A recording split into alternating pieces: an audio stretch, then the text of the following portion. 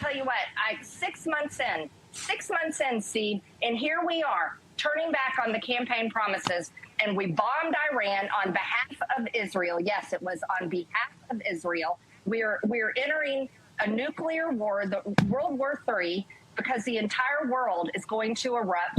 And you want to know the people that are cheering it on right now? Their tune is going to drastically change the minute we start seeing flag-draped coffins on the nightly news, on Fox News that brainwashes all the baby boomers, and on CNN that brainwashes all the Democrat baby boomers. And that is exactly how this is going to go down. That was Marjorie Taylor Greene expressing her frustration about how this whole Operation Hammer at Night went down. And who the fuck names this shit? I mean, I'm assuming that whoever named this is a Marvel fan, because you wanted them to put the hammer down. What do you plan on doing here? I've come here to put an end to Loki's schemes. And prove it. Put that hammer down. Yeah, no. Bad call. He loves his hammer. You want me to put the hammer down?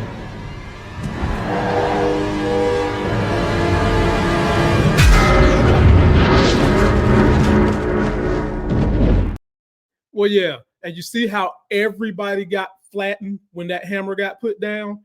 Well, that is exactly what's going on over in Israel, Iran, because Israel broke the ceasefire. Trump came out big mad and had this to say, and I don't want to hear any more MAGA complaining about progressive using cuss words because your guy used the F-bomb. This is what Trump had to say about Israel breaking the ceasefire. I didn't like plenty of things I saw yesterday. I didn't like the fact that Israel unloaded right after we made the deal.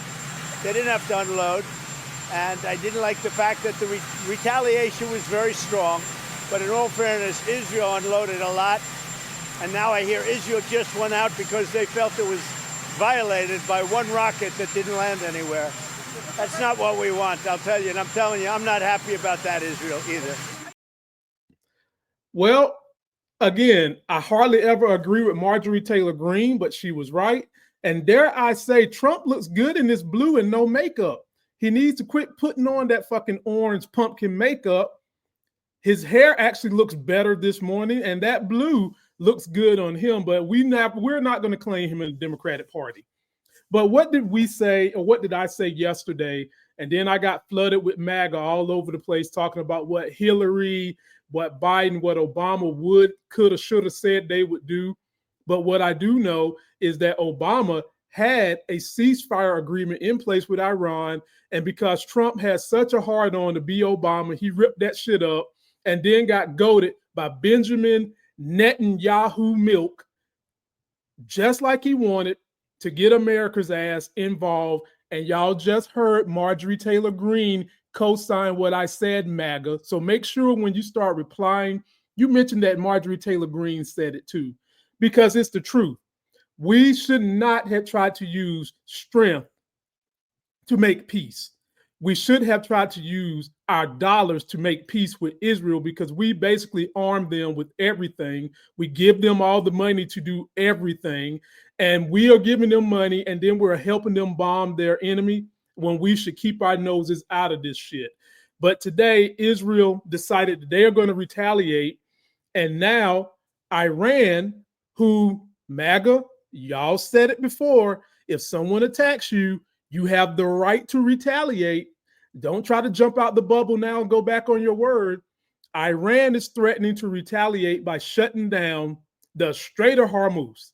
And I know for a lot of you MAGA folks, when I say the Strait of Hormuz, you guys are thinking about crushed beans that you use as dipping sauce, hummus, but that's not what it means. Let me show you what could possibly happen if they shut down the Strait of Hormuz, because, ladies and gentlemen, that strait is a strait that moves 20% of all the world's oil, which means if they shut that shit down, most likely oil prices are going to go up, because Trump is not going to cause on companies to start trying to release more oil too quickly. And even if he did, his dumb ass thinks that the Department of Energy is responsible for doing that, and they're not. Private companies are responsible for pumping out more oil, and they are pumping it out as best as they can right now. And so granted, you will see a small pinch in what you're going to pay for gasoline if this happens. It might not be for that long because we've seen this happen under Reagan, and the American economy only suffered a small bit because of the issues going over there in the Strait of Hormuz. But it did take a couple of months to get things back to where it needed to be, and the American people had to pay for that.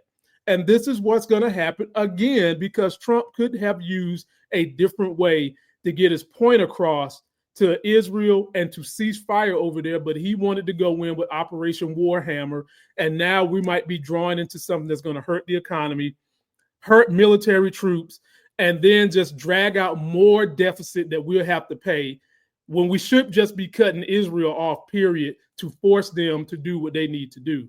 So now Trump is headed to the NATO summit, and that probably is going to be one of the most uncomfortable summits we've ever seen before. But I need you guys to just understand how this affects Americans and definitely how it affects Black Americans. If this shit plays out, Black families who are already kind of on the bottom of the income pole, the wealth pole, we're going to be dealing with not only losing husbands in the military, but then if gas prices go up, energy prices go up, we're going to be pinched even further, which is going to happen to all Americans. But there are a whole lot of other Americans who are in a better position than Black minorities. And dare I say, can weather the storm a little better, even though they shouldn't have to. But we have to pay for America electing your crazy grandpa who decided to escape his retirement community and try to be president. Y'all voted for this shit. And now you're going to have to contend with it.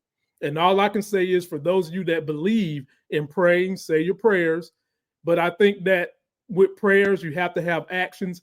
And our actions brought us Trump, which is not what prayers meant when they say you got to have prayers with action. Last thing Trump messed up under his first term because he's got a hard on for Obama. We've got a new strand of COVID that's popping up this summer. This strand of COVID causes severe sore throat, really bad sore throat. And if you haven't been vaccinated in the past, or you've been one of those ones who's been in the conspiracy bubble that vaccines don't work, you might want to think twice. Take a listen to a professional who's having to deal with this summer COVID increase. Summer 2025, and yes, COVID is still evolving. A new variant is quietly surging, and you need to hear this before you see another summer wave. This new variant, NB181, nicknamed Nimbus, has already jumped from just 5% of cases a month ago to over 1/3 of US cases right now. It's a descendant of Omicron, you remember that. Early data suggests it's likely more contagious, but the good news, it's not as severe. It may have some immune escape, meaning prior vaccines or past infections may not fully protect against it. WHO has flagged it as a variant under monitoring, and scientists are watching closely as it spreads globally. Could we see another summer surge? Absolutely. More contagious variant, waning immunity, fewer people recently vaccinated, and confusing new vaccine guidelines, especially for pregnant women and kids. Symptoms of Nimbus are similar to other variants: stuffy nose, sore throat, fatigue, fever, body aches, breathing issues, and in some, really cases, severe illness and hospitalization. Now, here's the part that gets less attention. Long COVID is still a major concern. A study in Open Forum for Infectious Diseases followed patients for 12 months.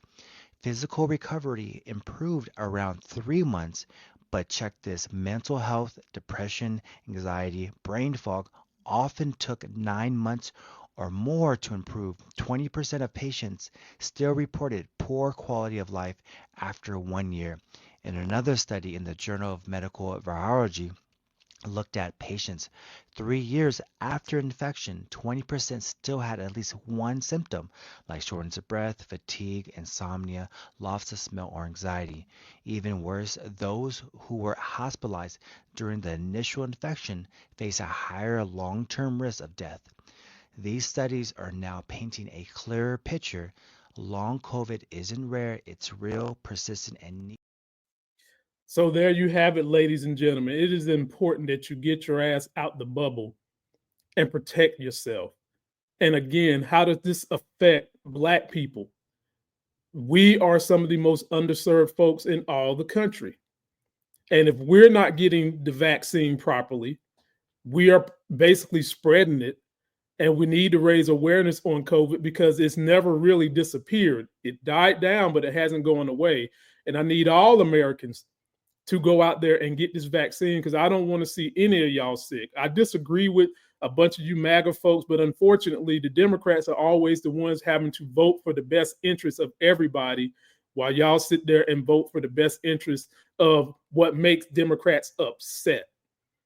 Having said that, for those of you that like what I'm doing, there are links in the video description to all of my channels. Politics of Being Black YouTube, Politics of Being Black TikTok, Politics of Being Black podcast.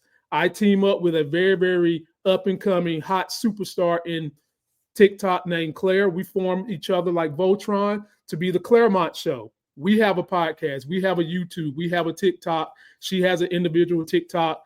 All you got to do is click on the description in this video to join us on all our platforms.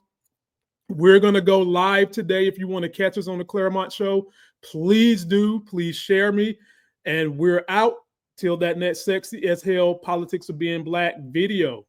We're out of here. I'm up early for the dealers come out. Everybody is outside till the killers come out. You ain't eating, you just act full. I'm impactful. Dozen funerals in a month. I got that pull. I will give it to niggas in all rap forms. Ignatius out right now on all platforms.